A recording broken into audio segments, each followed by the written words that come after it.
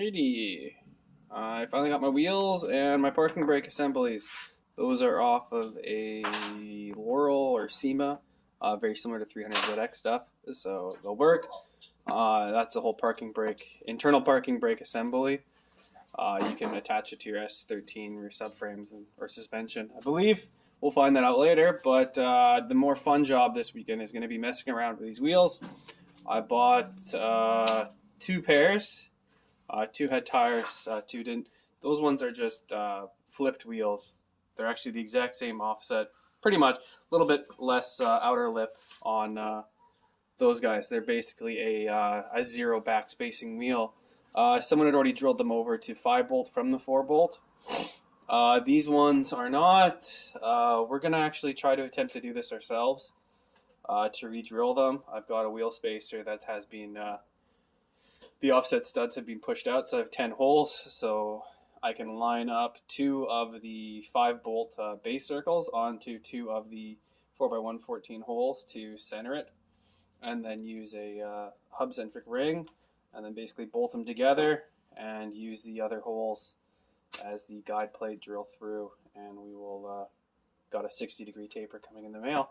But anywho, we're going to start taking these apart. The long fiasco that is taking apart 3-piece wheels, and yeah, we'll get them ready to start cleaning them all off, because I realized if this all goes to shit, I'll just fill them up with weld and then do it again until we get it right, because it's just a big piece of aluminum.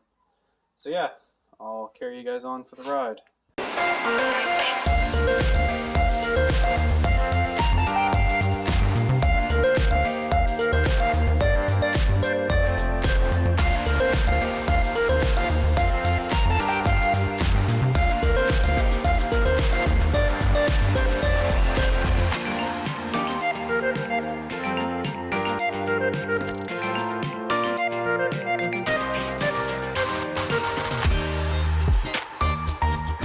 Alright, so we got our wheels on the back of the Camaro here.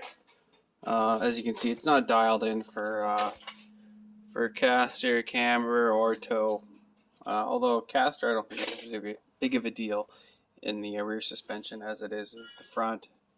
But yeah, they are in there. I've got way too much room on the inside for just open wheel wells, although that's not really end of the world, but I can definitely buy a new inner barrel.